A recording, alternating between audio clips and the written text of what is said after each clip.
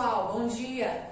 Galera, como vocês observaram, nos assuntos que a gente falou desta unidade, que é a unidade 7, nós abordamos assuntos relacionados a esse assunto aqui, ó, o sistema nervoso, tá? Quando a gente falou sistema endócrino e aparelho locomotor, nós relacionamos, né, e percebemos que todos eles funcionam baseado na central de comando, que é do sistema nervoso.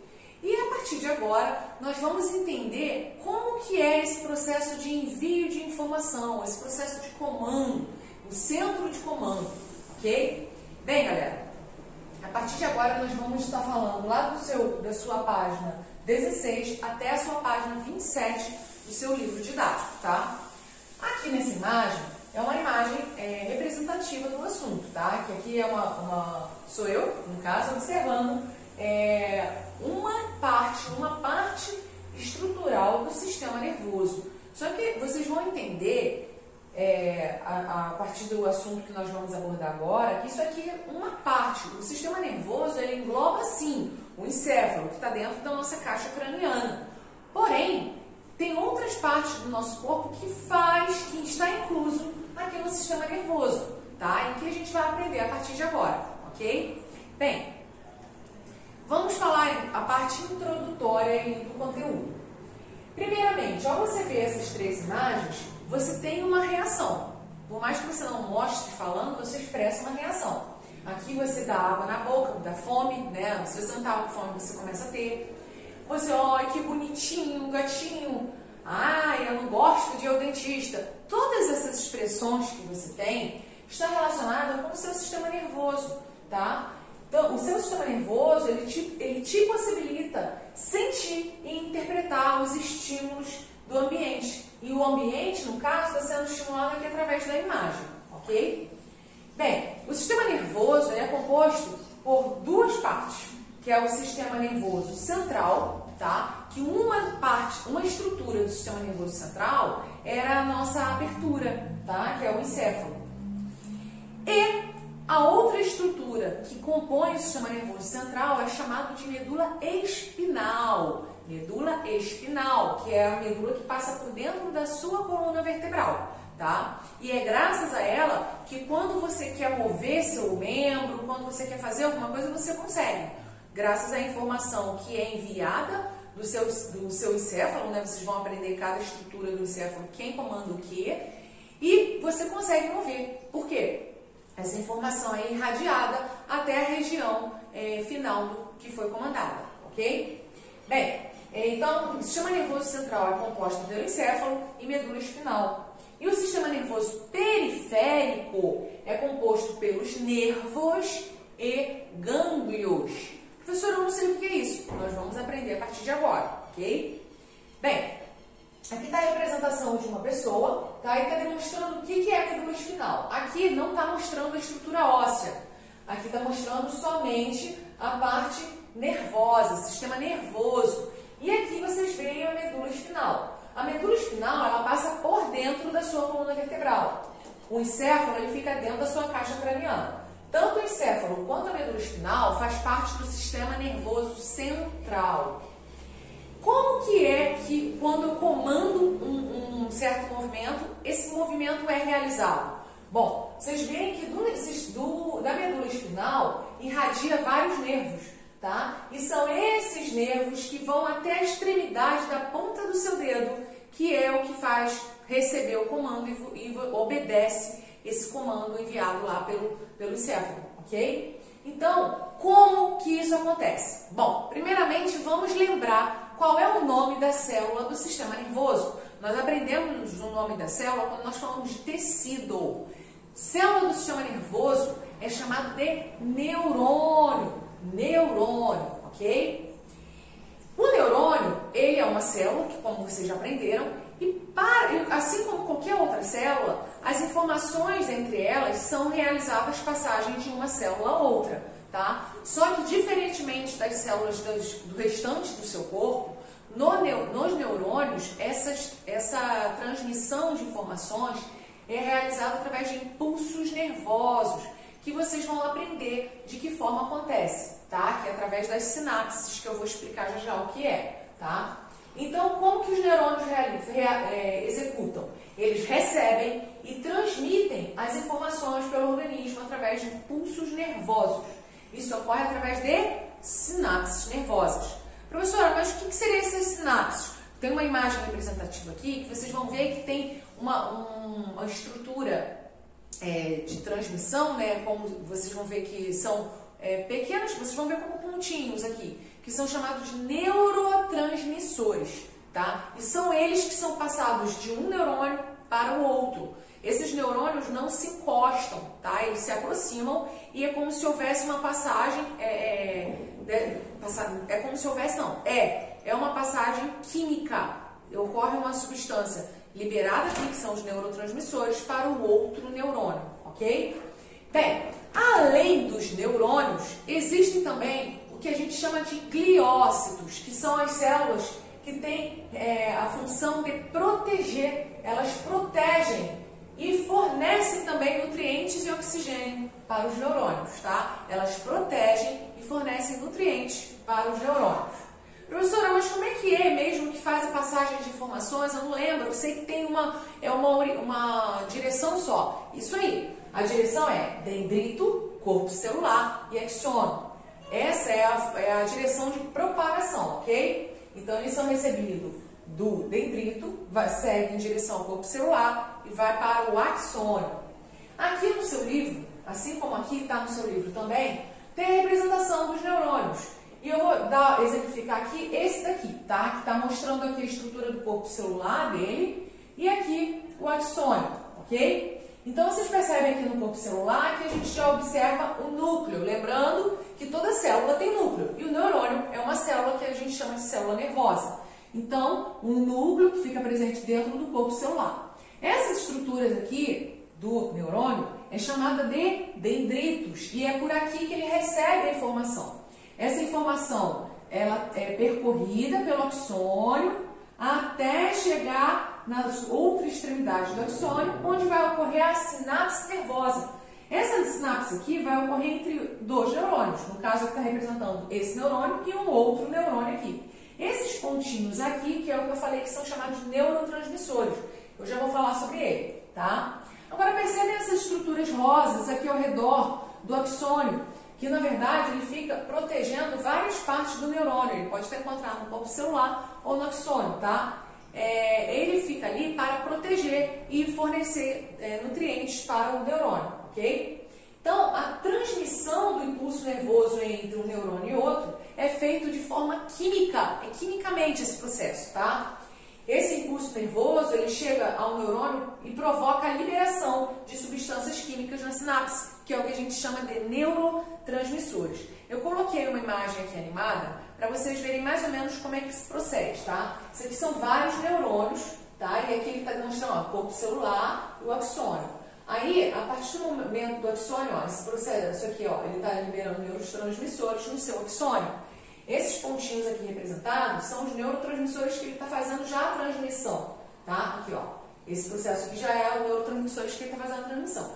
E o trajeto que percorre os neurotransmissores é representado como se fosse um relâmpago, né? Uma forma de um raio.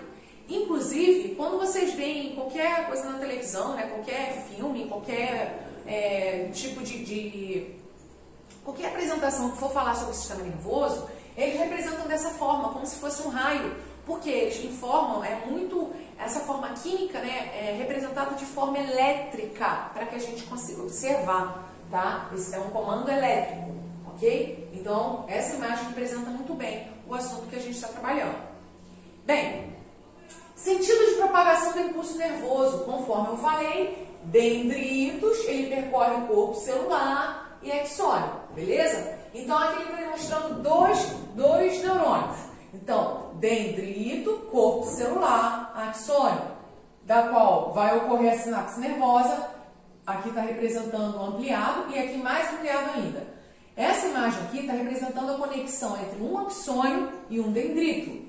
E aqui é ampliado essa imagem aqui. Reparem essas estruturas aqui, que são os que a gente chamou de neurotransmissores. E eles vão passar de um axônio para o dendrito de outro neurônio, ok? Detalhe, memória, aprendizado, humor, consciência, sentimentos, sensações, também estão ligados à ação de neurotransmissores, tá? Que são liberados em diferentes quantidades, dependendo de diversos fatores. Aí o livro até exemplifica alguns, né? A gente sabe que, por exemplo, temos a endorfina, que é responsável, ela atua amenizando a sensação de dor. Quando a gente se machuca, ao processo de que a gente sente dor, a gente libera a endorfina para diminuir a sensação de dor. Inclusive, há um tempo atrás, né, o procedimento que se usava para fazer qualquer procedimento cirúrgico, né, na época, um pouco antes das anestesias, era usado a endorfina, ok? Bem, um dos neurotransmissores mais comum também é a acetilcolina. A acetilcolina, ela tem várias funções no nosso corpo, inclusive as contrações musculares, tá? Alterações nos níveis de neurotransmissores, seja tanto por problemas genéticos, quanto ao hábito de vida, ou seja, a qualidade de vida que a pessoa tenha, pode desencadear doenças como depressão, crises de pânico e ansiedade. Então, todas essas doenças, né, ou esses problemas, não vamos dizer doenças, mas esses problemas relacionados à nossa saúde, que é crise de pânico, ansiedade, depressão, que causa problemas à nossa saúde, está relacionada com o desequilíbrio desses neurotransmissores no nosso sistema nervoso, tá? Então, esses três aqui estão relacionados ao desequilíbrio do sistema nervoso. Inclusive, é por isso que quando se tem algum desses problemas, é usado medicamento que altera o teu estado de estar, né? A gente acaba se sentindo muito agitado ou fica muito lento, né? A gente está relacionado exatamente à alteração do seu sistema nervoso, ou seja, aumentando ou diminuindo a quantidade de liberação de neurotransmissores relacionados àquela função, ok? Eu trouxe aqui um mapa mental para facilitar o entendimento de vocês do que eu já vou trabalhar agora, tá? Então, o sistema nervoso ele é dividido em dois, que a gente chama de sistema nervoso central, que eu já falei para vocês o que é a divisão, na verdade, ele é composto por encéfalo, que é essa estrutura que fica dentro da sua caixa craniana, e a medula espinal, que fica dentro da sua coluna vertebral. Mas vocês sabem que o nosso encéfalo ele é subdividido, né? Que ele é subdividido em cerebelo, que é essa estrutura mais inferior, cérebro, que é essa estrutura mais superior, né? Que fica aqui no lobo frontal, e o tronco encefálico, que é a conexão entre os dois, vamos dizer assim, né? Mais à frente tem imagem representando. Esses dois aqui eu não vou falar agora, isso aqui vocês vão aprender lá no ensino médio, ok? O diencéfalo e o telencéfalo vocês vão aprender no ensino médio. Então, o que eu quero que vocês entendam é que o encéfalo é dividido em cerebelo, tronco encefálico e cérebro. E o tronco encefálico é dividido em bulbo e ponte. O mesencéfalo vocês vão aprender depois, tá? Na verdade, aqui ele não incluiu, mas faltou aqui a inclusão do hipotálamo, que a gente falou lá no sistema endócrino, tá? O hipotálamo também está aqui, ok? Bem, essas são as subdivisões do sistema nervoso central. E o sistema nervoso periférico, como o nome diz, é periférico. Periférico está relacionado à periferia. O que seria periferia? Aos arredores, né? Então, sistema nervoso central, sistema nervoso periférico, aquilo que está na periferia, ok? Então, sistema nervoso periférico é tudo aquilo que está na região onde é recebido o comando, ok? Que é composto pelos nervos, gânglios e terminações nervosas. Os nervos, vocês vão ver mais à frente, nós temos nervos cranianos, tá? E nervos espinais, aqui está escrito de espinhais, mas é espinais. E esses nervos espinais, vocês vão ver que nós temos uma quantidade específica nos nervos cranianos e uma quantidade específica dos nervos espinais, ok? Bom, então vamos começar falando do sistema nervoso central. Sistema nervoso central, aqui ele está representado em amarelo, o sistema nervoso central, tá? Então, o sistema nervoso central, ele é composto do encéfalo, que é toda essa estrutura aqui, que vocês vão ver que é subdividido, né? Aqui é o cérebro, aqui é o cerebelo, aqui é o tronco encefálico, vocês vão ver que é subdividido. Então, encéfalo e medula espinal, ok? Lembrando, encéfalo é protegido pelo nosso crânio, medula espinal é protegido pela nossa coluna vertebral. Tanto o encéfalo quanto a medula espinal, além da proteção óssea, nós temos uma proteção de uma membrana muito importante. Na verdade não é uma, né? São 3, que nós chamamos de meninges, ok? Eu não vou especificar o nome delas, porque também não convém nesse momento, vocês vão aprender isso lá no ensino médio. Essas meninges são membranas que protegem tanto o encéfalo quanto a medula espinal, tá? E que quando ocorre algum processo infeccioso nessas meninges, causa doença chamada meningite, ok? Bem, vamos começar falando sobre o encéfalo. No encéfalo ocorrem várias funções, várias, inclusive aprendizado, memória, controle de temperatura corporal, controle emocional. Todas essas atividades são realizadas em partes específicas do encéfalo. Lembrando que o encéfalo é composto pelo cérebro, cerebelo, tálamo, hipotálamo, ponte e bulbo. E aí aqui está a representação da imagem para vocês conseguirem visualizar o que é cada um, ok? Bem, repare, cérebro é essa estrutura frontal. Hipotálamo, ele está mais escondidinha, lá no centro mesmo. Ele atua na regulação da temperatura corporal, da fome e da sede e também produz alguns hormônios que atuam na hipófise. Ponte, como eu falei, a ponte, o nome ponte é exatamente porque ele liga, ó. Ele faz uma ligação, tá? Ponte regula os centros respiratórios presentes no bulbo e também coordena os movimentos corporais. Cerebelo, que é mais na parte posterior, né? O cerebelo ele atua na coordenação motora e no equilíbrio. Então, se você consegue ficar em equilíbrio e você consegue controlar isso pela região motora, né, porque pelos órgãos que são responsáveis vamos dizer assim, pelos neurônios motores, vamos começar pelo início, os neurônios motores são os responsáveis pelo principal responsável pelo movimento, né? Esses neurônios motores comandam tanto o movimento quanto você estar estático, ou seja, parado. E quando você está parado ou em movimento, você precisa de equilíbrio, ok? Então, o cerebelo é o principal central de comando dessa parte. Bulbo. O bulbo já é a parte mais inferior, aqui é a ponte e mais embaixo é o bulbo. Controla funções automáticas como respiração, digestão, batimento cardíaco, reflexos como tosse e vômito. O cérebro é responsável pelo controle de diversas ações, tais como movimentos musculares, desenvolvimento de pensamento e da fala, aprendizado e armazenamento de experiências vivenciadas, que no caso seria a nossa memória, né?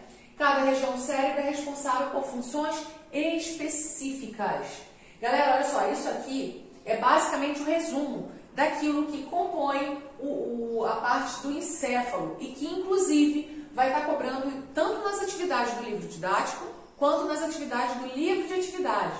Então, fiquem espertos. Claro que eu não vou pedir para vocês decorarem, mas vocês têm que dar uma lida e prestar bastante atenção, tá? Porque isso aqui está cobrando nas atividades dos 2 livros.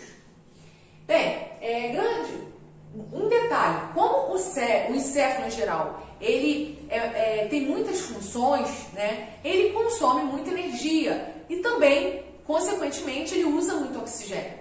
Então, ele precisa de muita glicose, que é o nutriente para conseguir executar as suas funções, e também oxigênio, tá? Você tem que ingerir uma grande quantidade de alimentos, e essa quantidade de alimentos com os nutrientes necessários é levado para o sangue. O sangue, através do sistema cardiovascular, distribui para todo o seu corpo, inclusive para o seu sistema nervoso, ok? E assim garante que todas as células vão receber tanto glicose quanto o oxigênio. Galera, lá no livro de vocês tem uma parte chamada de conexões, que é bem interessante essa parte aqui. Eu acho que vale a pena dar uma lida, porque vocês vão entender bem o que seria a função principal, como é que atua quando a gente fala assim, perda de massa encefálica. Perda de massa encefálica, então ele perdeu o cérebro. Como é que funciona esses termos que a gente usa, né? Então vamos lá. Finhas Gage. Imagine a surpresa dos amigos quando ele retornou ao normal. Como se veria mais tarde, não tão normal assim, né?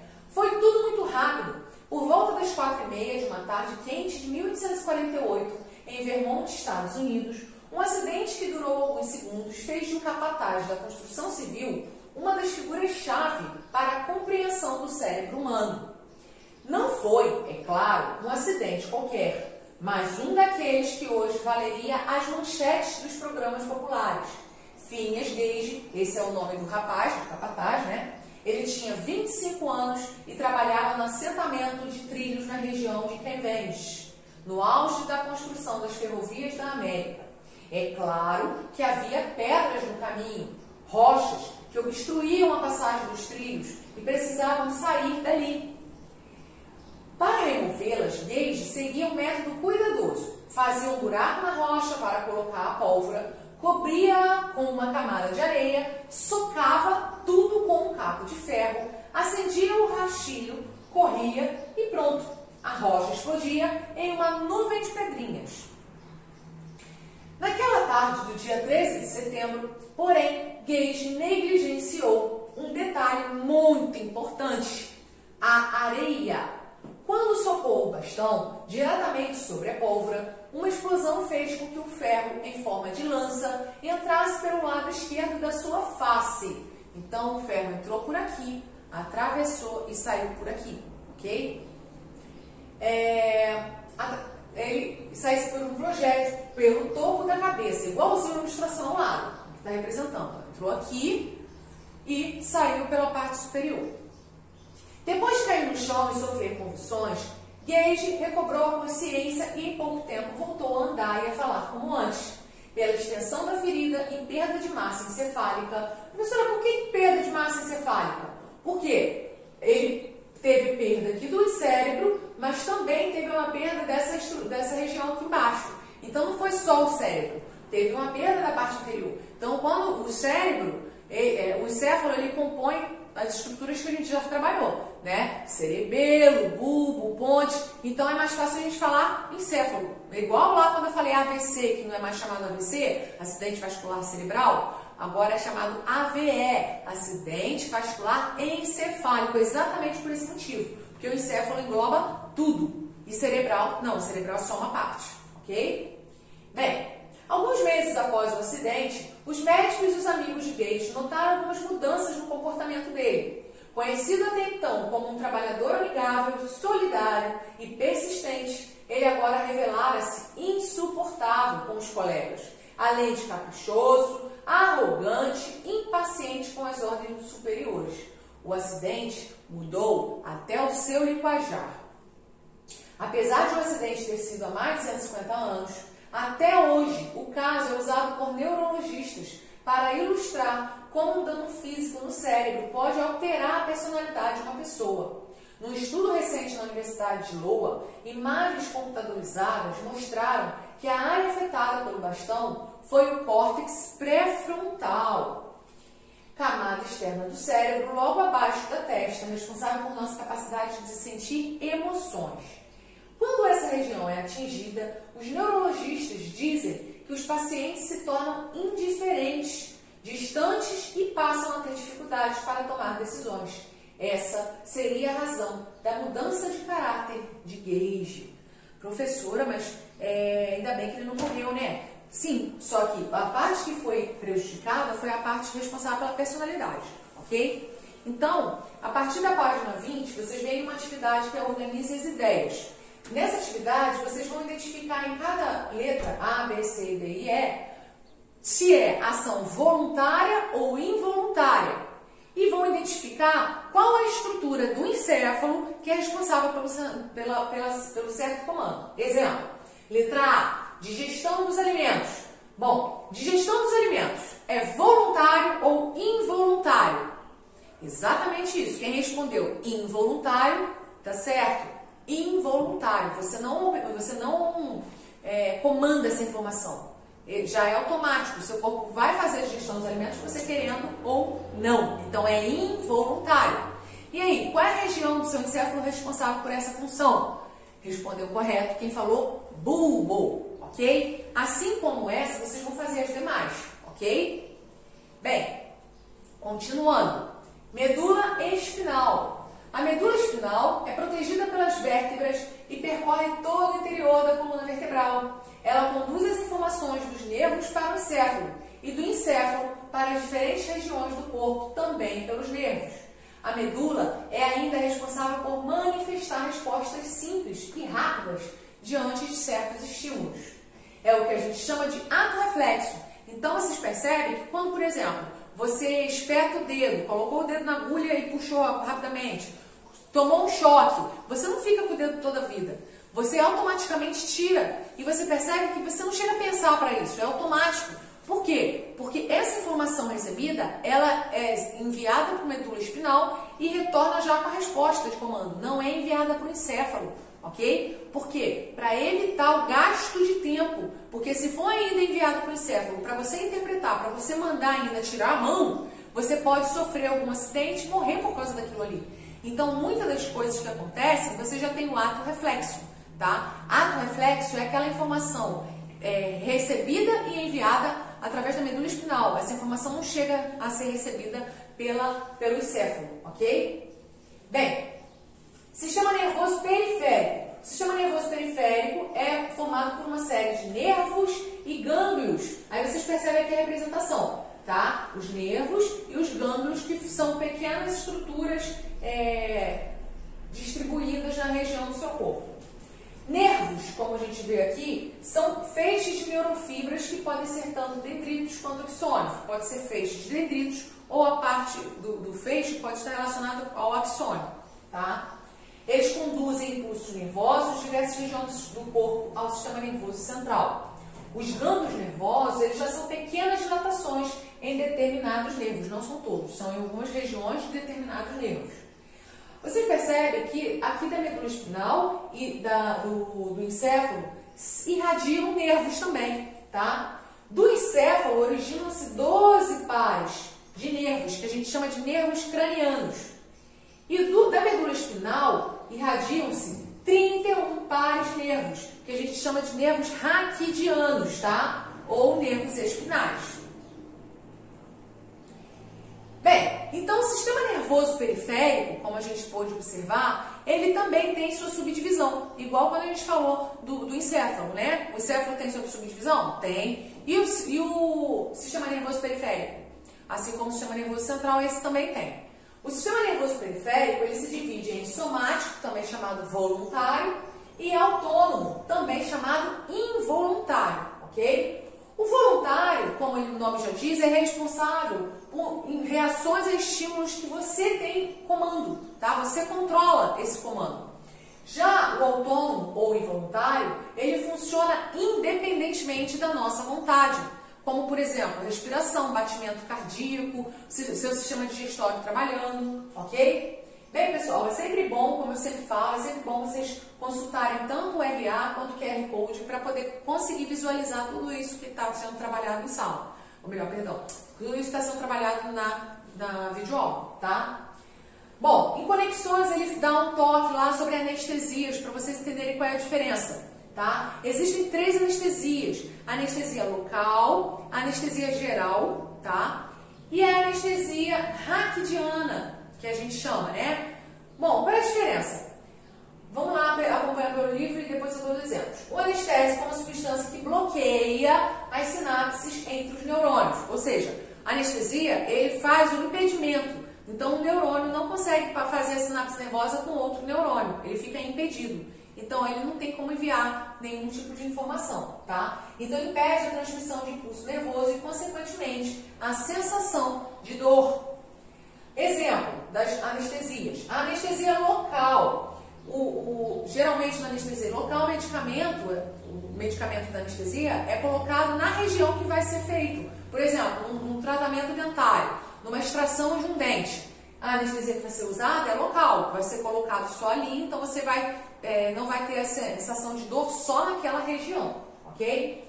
Já a anestesia geral, ela é feita quando a cirurgia já é mais complexa, já envolve uma cirurgia mais demorada, das quais a pessoa não pode se mexer, tem que estar totalmente paradinha com os músculos relaxados. Então, a anestesia geral é realizada nesta ocasião. E tem também as anestesias aplicadas na região da medula espinal, que a gente chama de anestesia raquidiana, conhecida também como anestesia RAC, tá? Ela é implantada na medula espinal, tá? Que as pessoas falam que é anestesia na coluna, e geralmente é feita em cesárea, em parto cesárea, tá? Então a pessoa ela fica acordada, ela vê tudo, ela está consciente e só perde o movimento, né? Perde a sensação de dor do local da anestesia que ela tomou para baixo, tá? Então dali para baixo ela não tem o movimento, ela perde todo o sentido. Bem, assim como a gente falou da anestesia, agora a gente vai falar dos medicamentos.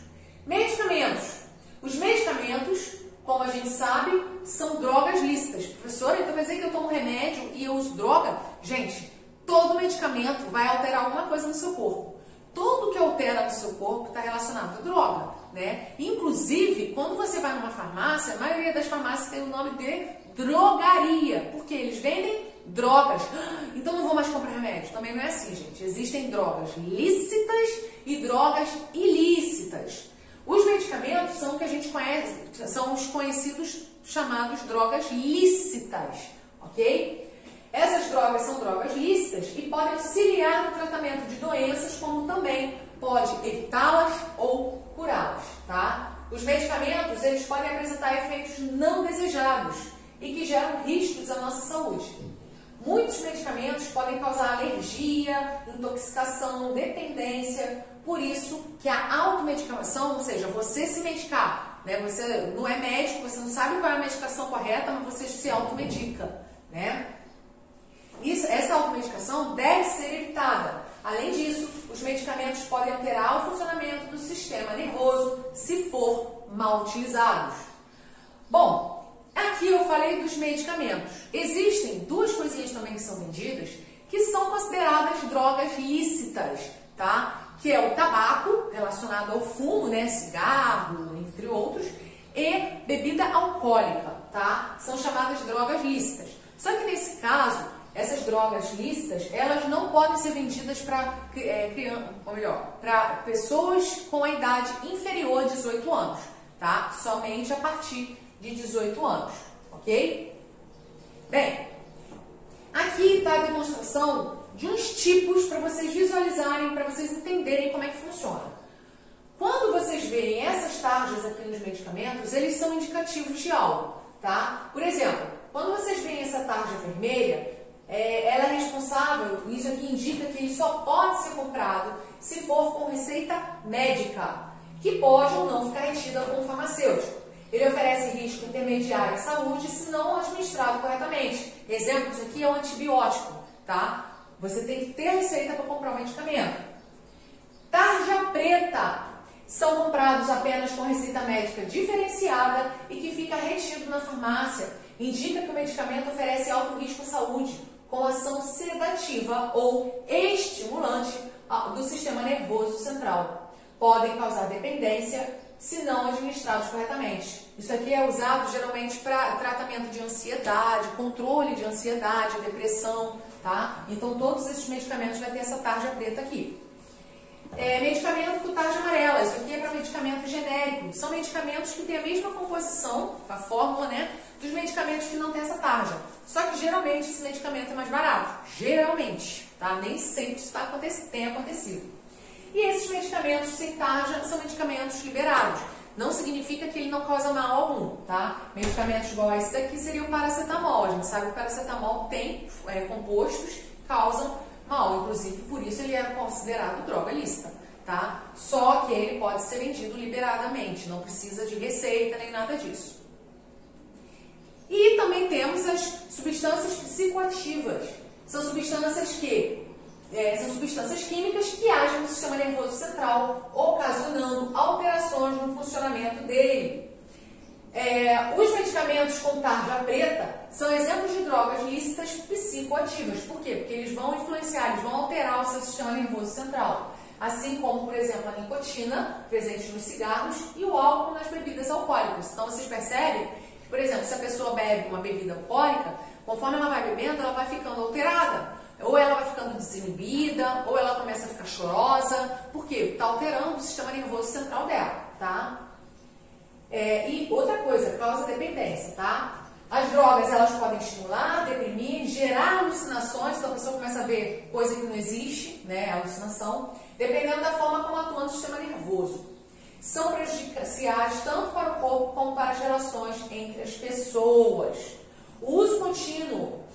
Detalhe, tá? Isso daqui nós estamos falando também das drogas ilícitas. As drogas ilícitas, aí sim, essas drogas, por ser ilícita, ela não pode ser vendida. Essas substâncias têm produção, comercialização, elas são proibidas.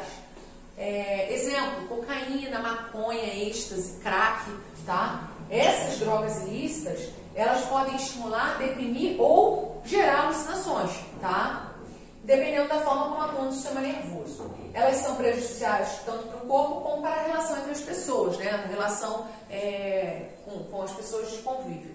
Bem, o uso contínuo das substâncias psicoativas causam dependência e tolerância. Dependência é sempre você querer mais, né? E tolerância é que você, por exemplo, sempre usa uma certa quantidade. Vai chegar um certo momento que aquela quantidade que você usa não vai fazer mais diferença nenhuma para o seu corpo. Você já se acostumou, né? Seu corpo já se adaptou com aquilo ali. Então você tem que ir aumentando a quantidade.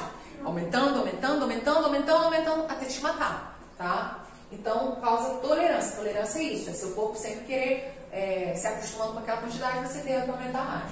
Isso provoca ainda mais prejuízos para o organismo do usuário. Bem, adolescentes começam a beber cada vez mais cedo. Gente, isso aqui está relacionado, essa pesquisa foi relacionada principalmente em observar que estava tendo muitos casos de bebida alcoólica nas escolas, tá? E foi observado que o objetivo que estava sendo usado isso era para principalmente ganhar coragem. Era aqueles grupos que eram tímidos, que não tinha coragem de se manifestar nos grupos, né? Aí eu marquei aqui uns trechos amarelos, que é as partes principais desse texto, então eu vou ler somente as partes amarelas, ok? A justificativa geral dos adolescentes para o consumo da bebida durante as saídas é a coragem. O álcool bloqueia a inibição. Coisas que uma pessoa não faria sóbria, ela faz alcoolizada. E isso é um grande risco. Completa Roosevelt. Por que é um risco, principalmente para os adolescentes? Não é que não seja arriscado para os adultos, mas por que tão prejudicial para os adolescentes? O pior para os adolescentes é que estão passando pelo período de crescimento, em que todas as células do corpo estão se desenvolvendo. O álcool envenena todas as células e pode acarretar danos a todos os órgãos em formação, ok? Bom, percebam a gravidade disso aqui, tá? A dependência de drogas, tanto medicamento, quanto bebida alcoólica, quanto drogas ilícitas, maconha, crack, cocaína, é uma doença grave, normalmente relacionada a uma fuga da realidade.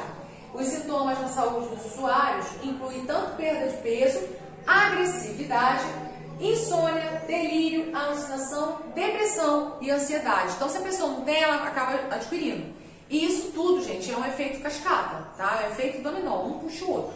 Galera, a partir daqui, a gente termina a nossa unidade 7. É um pouco extensa, né? Nós dividimos em tópicos para facilitar vocês compreenderem melhor, tá? Vocês vão fazer o estudo disso aqui. Caso vocês tenham dúvida, vocês podem se manifestar, pode entrar em contato comigo. Eu estou à disposição para ajudá-los, tá? Vocês vão fazer as atividades lá do seu livro didático, as atividades das páginas 20, que é Organize as Ideias, página 23, 24, 26 e 27 do seu livro didático. Reparem que aqui está incluso também a hora do estudo. É para fazer, pessoal. Eu vou estar corrigindo no Meet, ok? É para fazer. E também as páginas 13 até a 15 do seu livro de atividades. Bem, galerinha? Então é isso. A gente encerra a nossa aula por aqui. A gente vai continuar se encontrando lá no nosso Meet, ok? E qualquer coisa que vocês precisarem, só mencionar, ok?